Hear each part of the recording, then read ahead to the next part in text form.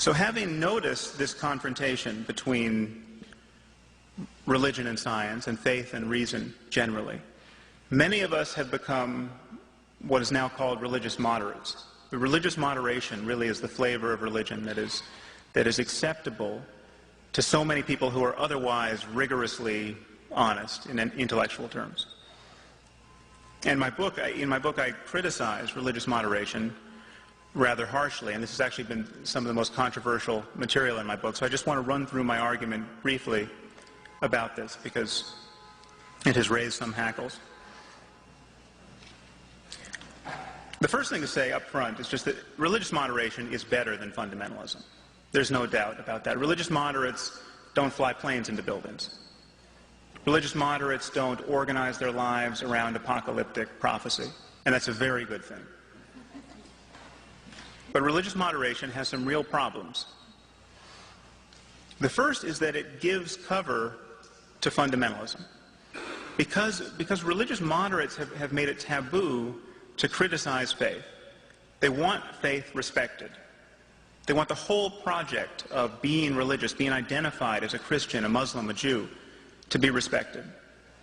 That it is impossible to call into question this basic project. That the ethical tenability of raising a child to believe he's a Christian as opposed to anything else.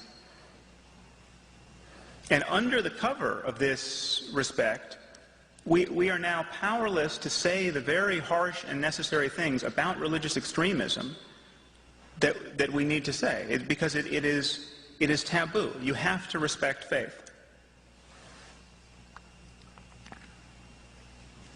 Religious moderation prevents us from even noticing the differences among our religions. It is taboo to notice that all our religions are not teaching the same thing. They're not all equally wise, and where they do teach the same thing, they don't teach it equally well. I mean, where are the Tibetan Buddhist suicide bombers?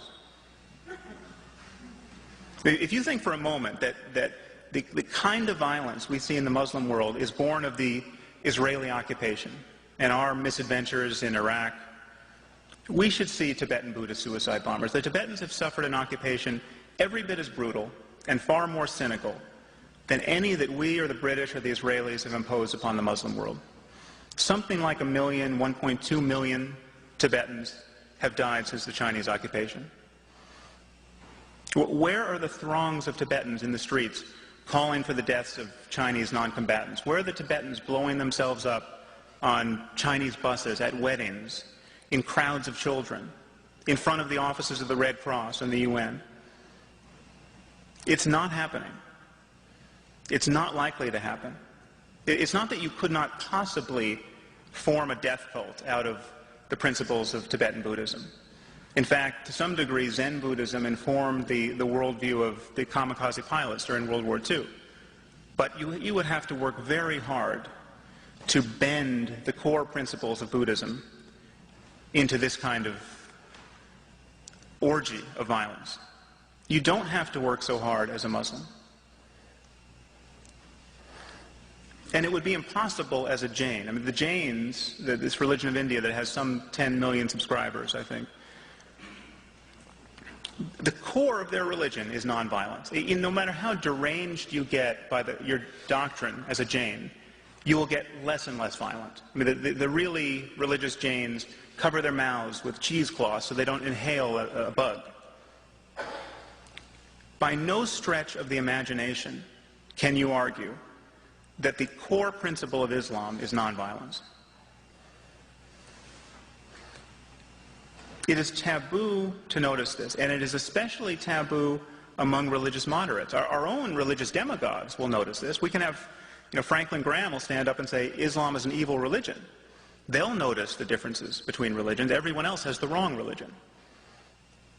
But religious moderates have rendered this taboo. I want to point out that I'm not talking about a race or ethnicity. I'm talking about the consequences of ideas. When I talk about Islam, I'm talking about John Walker Lynn, the white guy from Marin County who went off to fight with the Taliban. We are at war, to digress briefly into the our current situation. We are at war with Islamic fundamentalism. Not merely Al-Qaeda, not extremist Islam. The mainstream doctrine of Islam contains this notion of martyrdom and jihad. It contains this imperative to convert, subjugate, or kill infidels. Anyone who says it doesn't has not read the Quran, has not read the Hadith, or is lying about them. It is taboo to notice this.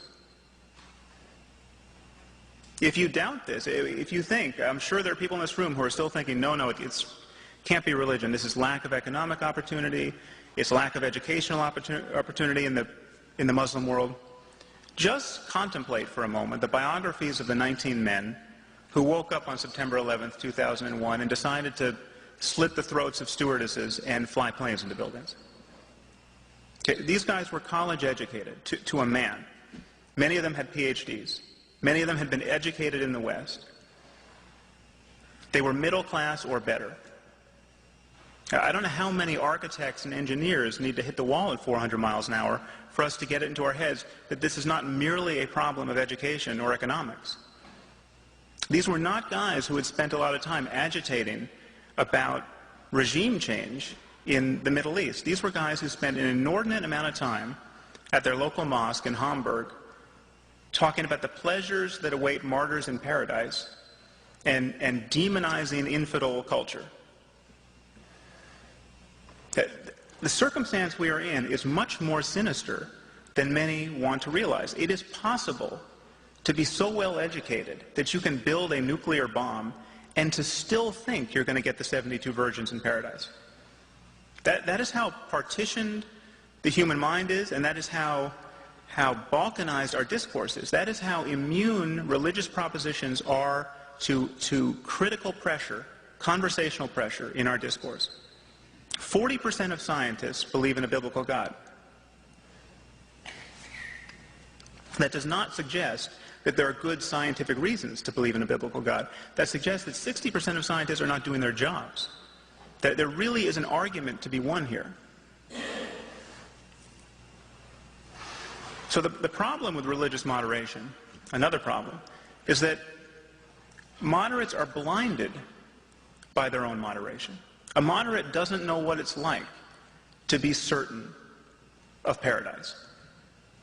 A moderate doesn't know what it's like to be certain of God, to be certain that the book he keeps by his bedside is the perfect word of the creator of the universe.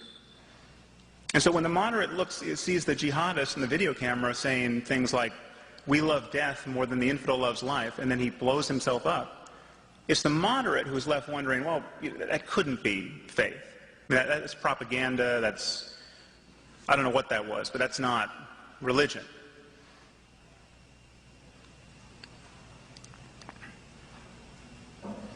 So it is really the discourse of religious moderation that keeps convincing us that religion is not the problem, that this violence would happen anyway, that these 19 guys would have killed a lot of people anyway.